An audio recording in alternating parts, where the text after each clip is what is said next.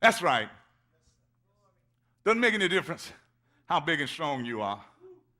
They would breed the biggest slaves just so they could make big slaves that could be able to pick more cotton.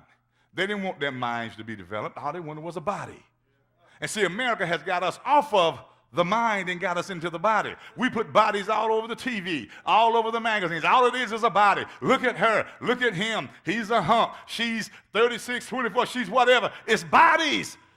This world has got you off of the reality of where you live up here.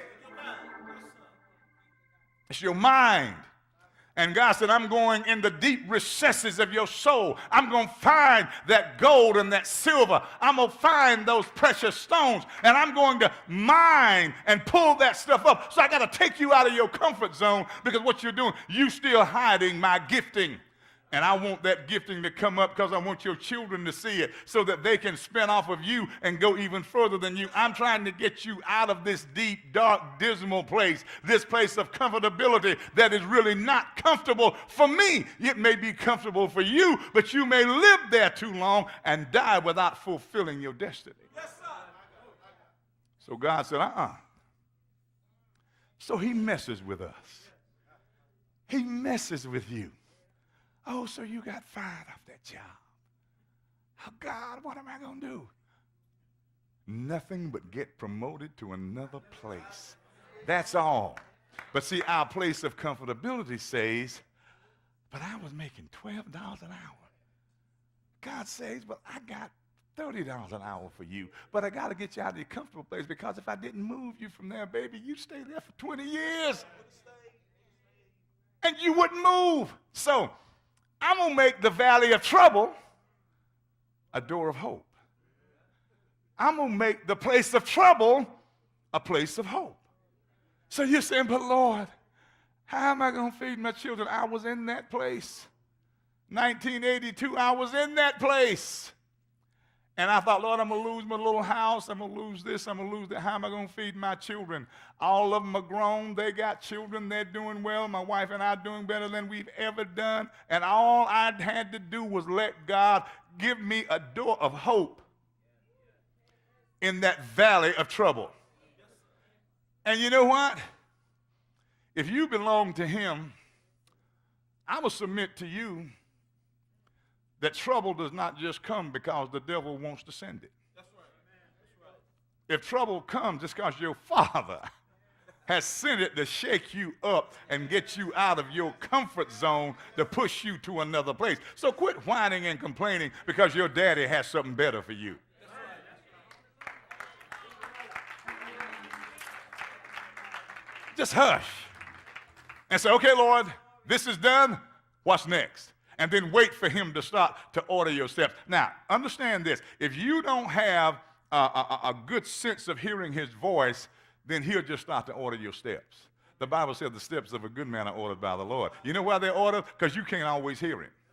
And you know, there are a couple of places when I was doing this study on these 42 places of camping out, there are a couple of them that I could not find a meaning to the words. They said unknown, unknown. You see, sometimes, folks, you hit places you just don't know where you at.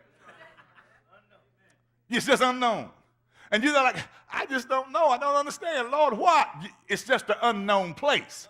And God is not going to tell you anything when you're in that unknown, because he is working something in you. Because if you knew where every place was, and we'll show you some places where when they got to certain places, they wanted to run it then. Oh, I know what this is. Okay, God, you can leave me alone now. I got this. I got this. But I didn't realize there were 15 more places they had to go. But see, God knew exactly. God will let them camp out at certain places right next to other places. I said, God, why did you do that? He said, because this next place that they were camped out to, that was not their destination, but it was a good place. And I wanted to see if they were going to ease on across there and go to that good place or go to my place. And you do that, don't you? Well, I think I'm going to do so and so and so. And then it didn't work. And then you find yourself coming back. And God's sending you to where he wants you to go to start with. You see, you waste time by thinking you know stuff when God has you on a journey that you can't control.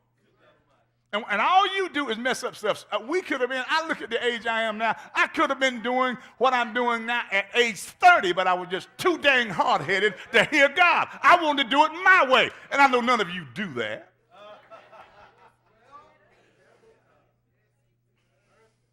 You prolong your agony. Calling dumb folk that don't know nothing about God. You call folk ain't even saved. Lord, girl, I'm in this place. What is we gonna do? And she's giving you her foolish, goofy advice. She can't even spell the name Yeshua, and you getting advice from her. You out here asking this boy who ain't never done nothing but smoke weed, what would he do? Because God has taken you from your comfort zone. He said, man, I just get me some more weed. This is what I do. We ask the wrong folk, and they point us in the wrong direction. And God is saying, you better open your eyes and realize that I am the only living God. I have ordered your steps, and I'm directing you even when you don't know I'm directing you.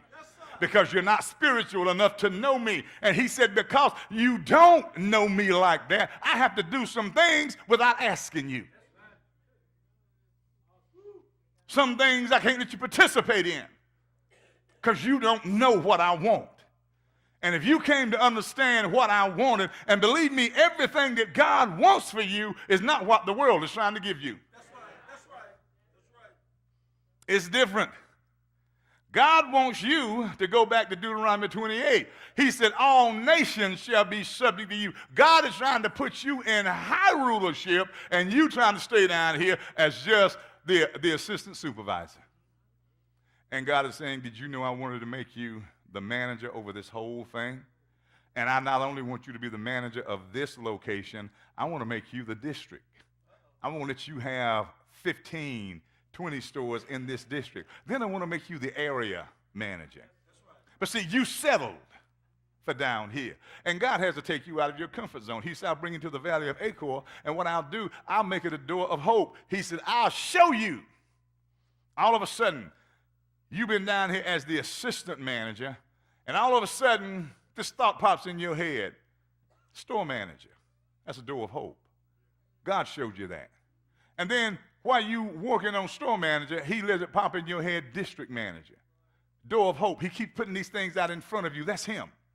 But see, what we do, girl, if I were you, that's a good job. That's because she doesn't have one. So any job to her is a good job.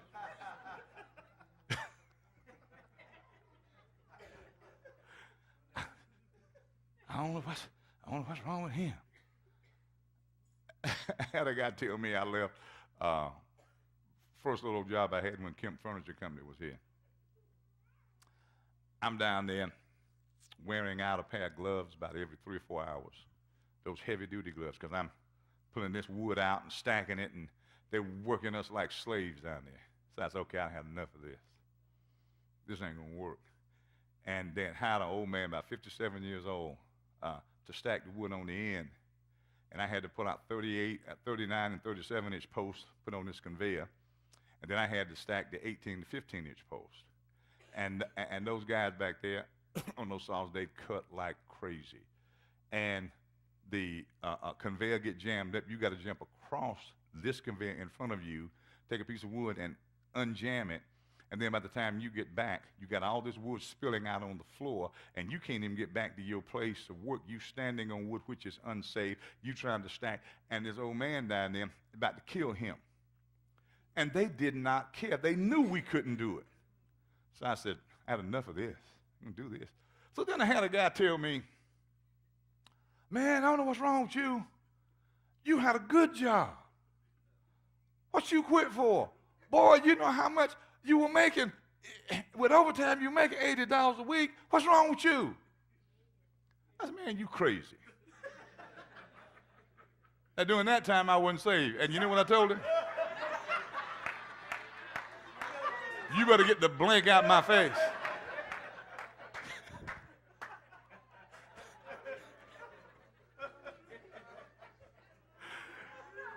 And then God gave me another job. And within just about 15 months, I was in management. I suppose I stayed there. That ain't where God wanted me. Now, it was a valley of trouble for those who didn't understand. For me, I was getting out of the valley of trouble when I left that place. See, so some people thought, but see, God will create situations where you've got to move. You can't stay in everything that you think you can make work. Because God has not ordained it to work.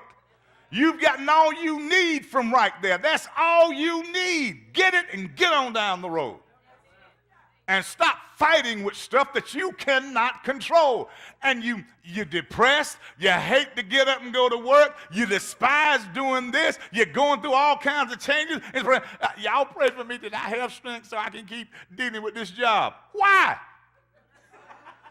Maybe God is saying it's time to do something else. And you're just not understanding what your purpose is and don't understand that God has given you a place that he's put you in and created a door of hope. You need to start looking at some other things because God has said things, in case you don't know, I believe it's true. He said, I will never leave you nor forsake you. If I've got you in my hands, all the devils in hell cannot pluck you out.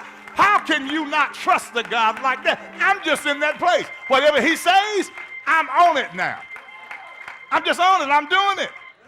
Doesn't matter what people think about me. They can say, well, Lord, Jacob is crazy. He ain't never had good sense. I got less sense now than I ever had because I quit trying to do it my way. Whatever he says is the way I got to go.